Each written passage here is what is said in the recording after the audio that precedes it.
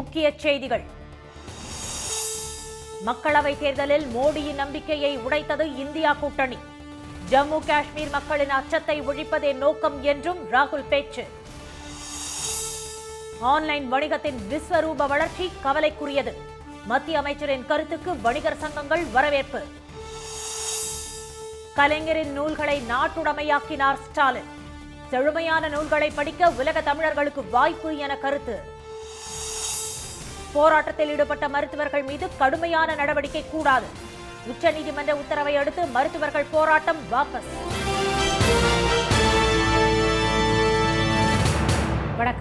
வணக்கம். மக்களவைத் தேர்தலில் திரு மோடியின் நம்பிக்கையை இந்தியா கூட்டணி உடைத்தெறிந்ததாக எதிர்க்கட்சித் தலைவர் திரு ராகுல் காந்தி தெரிவித்துள்ளார். ஜம்மு காஷ்மீரில் அடுத்த மாதம் 3 கட்டங்களாக சட்டப்பேரவை தேர்தல் நடைபெற உள்ளது. இதனால் 2 நாள் பயணமாக காஷ்மீருக்கு சென்ற திரு ராகுல் காந்தி கட்சி பணிகள் குறித்து நிர்வாகிகளுடன் ஆலோசனை நடத்தி வருகிறார். ஸ்ரீநகரில் நடந்த கூட்டத்தில் பேசிய அவர், ஜம்மு காஷ்மீர் மக்களின் பிரதிநிதித்துவம் காங்கிரசுக்கு மிகவும் முக்கியமானது என்றார். சுதந்திரத்துக்கு பிறகு யூனியன் பிரதேசங்கள் மாநிலங்களாக மாற்றப்பட்டுள்ளன என்றும், ஆனால் இந்திய வரலாற்றில் ஒரு மாநிலம் யூனியன் பிரதேசமாக மாற்றப்பட்டது ஜம்மு காஷ்மீரில்தான் என்று திரு ராகுல் காந்தி கூறினார். ஜம்மு காஷ்மீர் மக்களின் இதயத்தில் உள்ள சோகம், வேதனை மற்றும் அச்சத்தை ஒழிப்பதே தமது நோக்கம் என்று அவர் தெரிவித்தார்.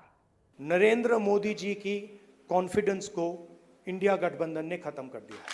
राहुल गांधी ने नहीं, कांग्रेस पार्टी की विचारधारा ने, इंडिया गठबंधन की विचारधारा ने, मोहब्बत ने, एकता ने, रिस्पेक्ट ने. ஜம்மு காஷ்மீர் மீதான அன்பு, நேசம் மிகவும் ஆழமானது என்று திரு ராகுல் காந்தி கூறினார். மக்களவைத் தேர்தலின் போது இந்தியா கூட்டணி கட்சிகள் திரு மோடியின் நம்பிக்கையை அழித்து விட்டதாக அவர் தெரிவித்தார். வெறுப்பு சந்தையில் அன்பின் கடையை திறக்க வேண்டும் என்பதே ஜம்மு காஷ்மீர் மக்களுக்கும் இளைஞர்களுக்கும் தாம் சொல்ல விரும்பும் செய்தி என்று திரு ராகுல் காந்தி கூறினார். இந்தியாவில் ஆன்லைன் வணிகத்தின் விஸ்வரூப வளர்ச்சி கவலைக்குரியது என்ற மத்திய அமைச்சரின் கருத்துக்கு வணிகர் சங்கங்கள் வரவேற்பு தெரிவித்துள்ளன.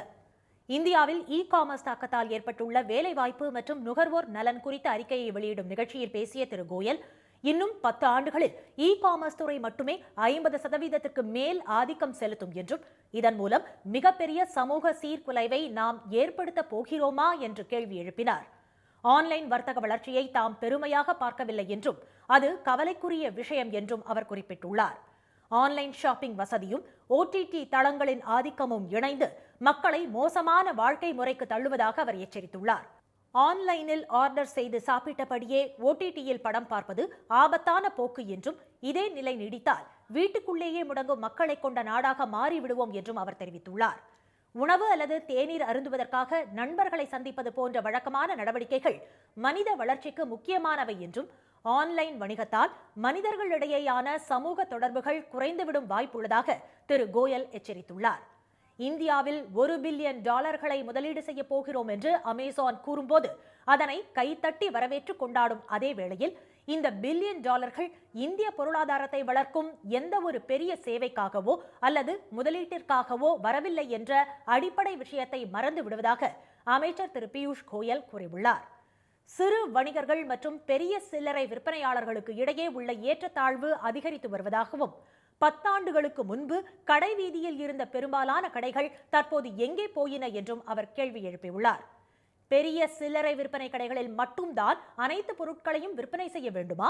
சிறிய முதலீட்டாளர்கள் தொழில் செய்ய முடியாதா என்றும் திரு பியூஷ் கோயல் கேள்வி எழுப்பினார். அமைச்சரின் இந்த பேச்சுக்கு வணிகர் சங்கங்கள் பெரும் வரவேற்பை தெரிவித்துள்ளன. இதே குற்றச்சாட்டுகளை அரசுக்கு ஏற்கனவே தெரிவித்துள்ளதாக அவர்கள் கூறியுள்ளனர். கலைஞர் கருணாநிதியின் அனைத்து நூல்களையும் நாட்டுடைமையாக்கி முதலமைச்சர் திரு மு க ஸ்டாலின் உத்தரவிட்டுள்ளார். இதுகுறித்து அரசு வெளியிட்டுள்ள செய்திக்குறிப்பில், தமிழ் வளர்ச்சித் துறையால் தமிழ்ச் சான்றோர்களின் நூல்கள் நாட்டுடைமையாக்கப்பட்டு அவரவர் எழுதிய நூல்களின் எண்ணிக்கை, சிறப்பு ஆகியவற்றை அடிப்படையாக கொண்டு அவர்களது வாரிசுதாரர்களுக்கு ராயல்டி எனப்படும் நூலுரிமை தொகை வழங்கப்பட்டு வருவதாக தெரிவிக்கப்பட்டுள்ளது. இதுவரை 179 தமிழறிஞர்களின் நூல்கள் நாட்டுடைமையாக்கப்பட்டு அவர்களது வாரிசுதாரர்களுக்கு 14,42 லட்சம் ரூபாய் நூலுரிமை தொகை அரசால் வழங்கப்பட்டுள்ளதாக கூறப்பட்டுள்ளது. இவ்வரிசையில் மறைந்த முன்னாள் முதலமைச்சர் கலைஞர் கருணாநிதியின் அனைத்து நூல்களும் தமிழ்நாடு அரசு சார்பில் நூலுரிமை தொகை ஏதுமின்றி நாட்டுடைமையாக்கி திரு ஸ்டாலின் உத்தரவிட்டுள்ளதாக அதில் குறிப்பிடப்பட்டுள்ளது.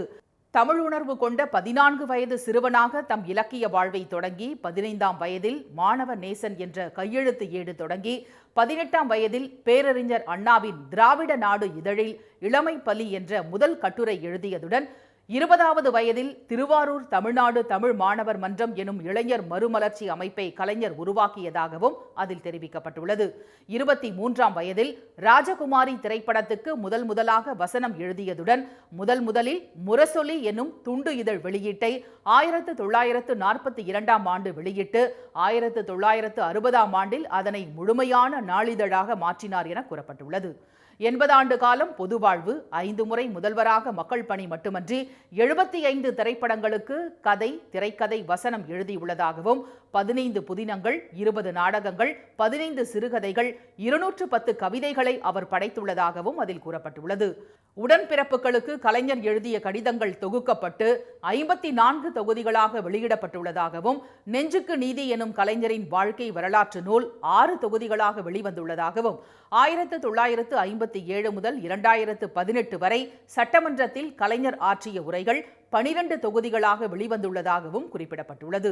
தேனலைகள், சங்கத்தமிழ், திருக்குறள் கலைஞர் உரை, தொல்காப்பிய பூங்கா உள்ளிட்ட தமிழறிஞர்கள் போற்றும் உரை நூல்களையும் கலைஞர் படைத்துள்ளதாக தெரிவிக்கப்பட்டுள்ளது.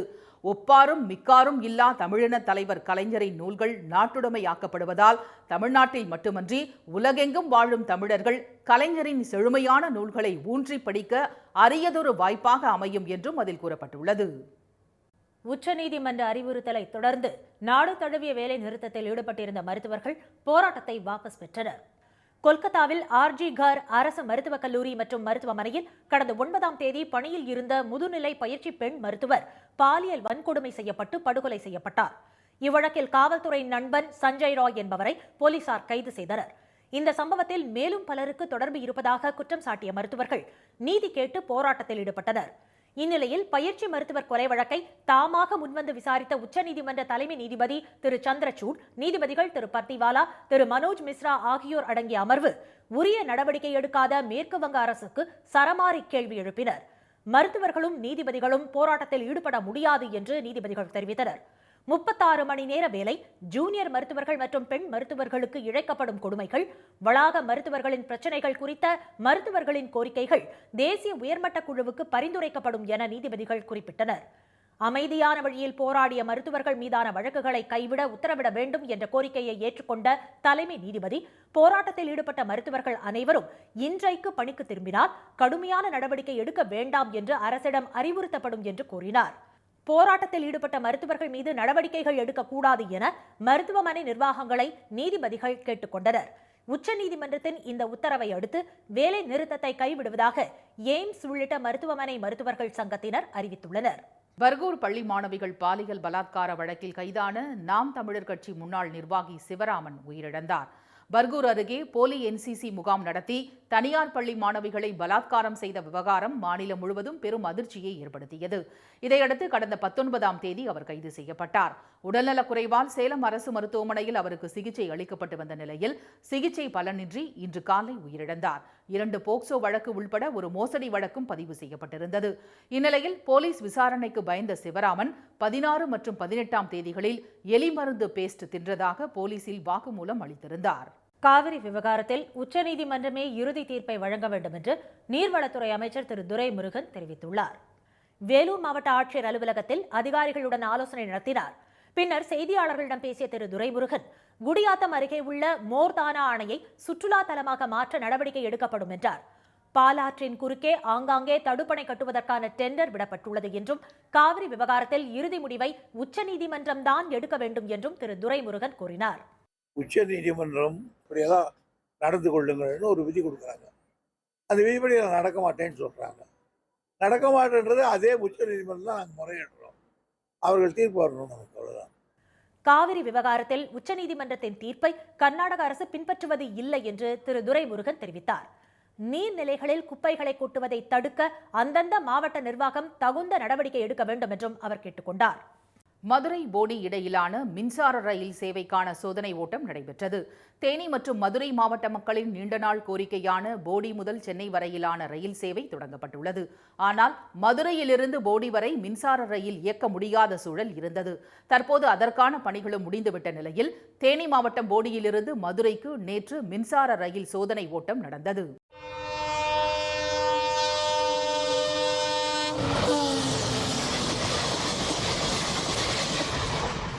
தென்மண்டல ரயில்வே பாதுகாப்பு ஆணையர் திரு அபய்குமார் ராய் உள்ளிட்ட பாதுகாப்பு குழுவினர் தேனி போடி இடையே 2 பெட்டிகள் கொண்ட ரயிலை அதிவேகத்தில் இயக்கி சோதனை நடத்தினர்.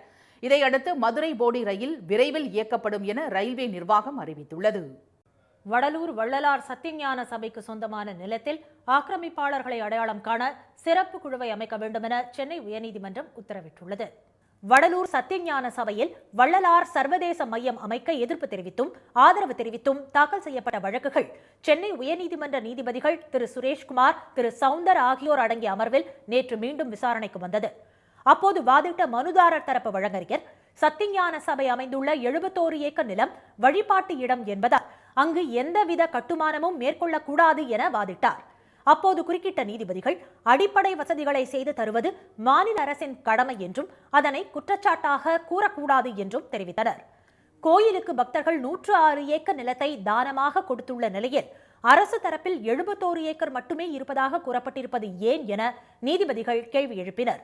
அதற்கு பதிலளித்த இந்து சமய அறநிலையத்துறை தரப்பு சிறப்பு வழக்கறிஞர் திரு அருண் நடராஜன், 1938ஆம் ஆண்டு இந்த கோயிலை அரசு கட்டுப்பாட்டில் எடுத்தபோது 71 ஏக்கர் நிலம் மட்டுமே இருந்ததாக குறிப்பிட்டார். அதில் 27 ஏக்கர் நிலம் ஆக்கிரமிப்பில் உள்ளதாகவும் அவர் சுட்டிக்காட்டினார். ஆக்கிரமிப்பாளர்களின் தூண்டுதலினால்தான் கட்டுமானங்களுக்கு எதிரான இந்த வழக்குகள் தொடரப்பட்டுள்ளதாக திரு அருண் நடராஜன் கூறினார். இதையடுத்து ஆக்கிரமிப்பில் உள்ள 27 ஏக்கர் நிலத்தை அடையாளம் காண இந்து சமய அறநிலையத்துறை மற்றும் வருவாய்த்துறை அதிகாரிகள் அடங்கிய குழுவை 1 மாதத்திற்குள் அமைத்து அடையாளம் காண வேண்டும் என கடலூர் மாவட்ட ஆட்சியருக்கு நீதிபதிகள் உத்தரவிட்டனர்.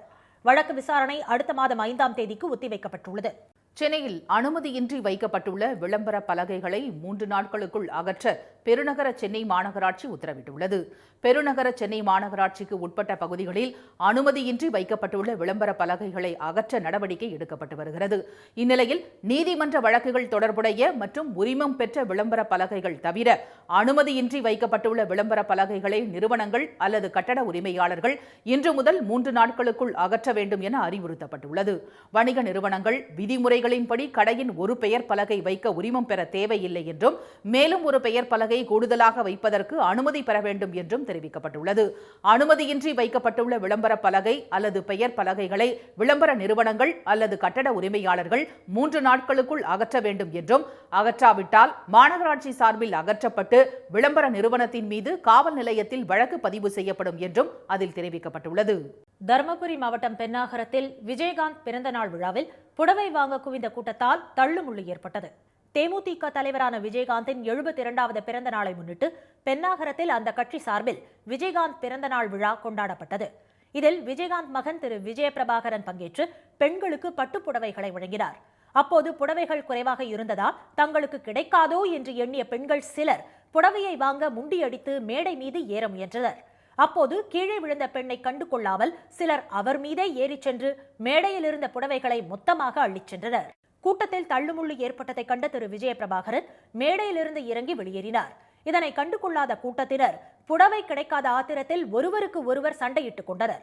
அவர்களை கலைப்பதற்குள் போலீசார் பெரும் சிரமத்திற்கு ஆளாகினர். தமிழ்நாட்டில் 6 நாட்களுக்கு மிதமான மழை பெய்யும் என்று சென்னை வானிலை ஆய்வு மையம் அறிவித்துள்ளது.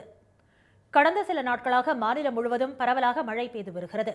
இதனால் பெரும்பாலான நீர்நிலைகள் நிரம்பியுள்ளன. இதற்கிடையே மேற்கு திசை காற்றின் வேக மாறுபாடு காரணமாக தமிழ்நாடு மற்றும் புதுச்சேரியில் இன்று முதல் வரும் 28ஆம் தேதி வரை மிதமான மழை பெய்ய வாய்ப்பு இருப்பதாக சென்னை வானிலை ஆய்வு மையம் அறிவித்துள்ளது. சென்னை மற்றும் புறநகர் பகுதிகளில் வானம் மேகமூட்டத்துடன் காணப்படும் என்றும், மாலை அல்லது இரவு நேரங்களில் ஒரு சில பகுதிகளில் மழை பெய்யக்கூடும் என்றும் வானிலை ஆய்வு மையம் தெரிவித்துள்ளது. மீண்டும் முக்கிய செய்திகள். ரஷ்யாவின் தீவிர தாக்குதலால் உக்ரைனின் கிழக்கு பகுதிகளிலிருந்து மக்கள் சாறை சாறையாக வெளியேறி வருகின்றனர்.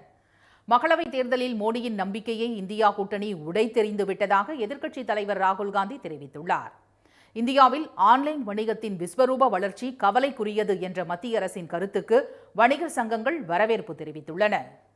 இத்துடன் இந்த செய்திகள் நிறைவடைந்தன. மீண்டும் சன் டிவியில் செய்திகள் மாலை 6 மணிக்கு. செய்திகளை உடனுக்குடன் தெரிந்து கொள்ள QR கோடை ஸ்கேன் செய்து சன் நியூஸ் வாட்ஸ்அப் சேனலில் இணைந்திருங்கள். வணக்கம். வணக்கம்.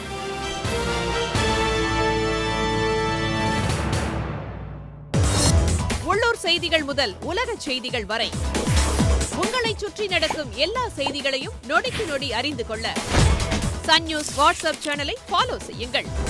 QR கோடை ஸ்கேன் செய்து சன் நியூஸோடு இணைந்திருங்கள்.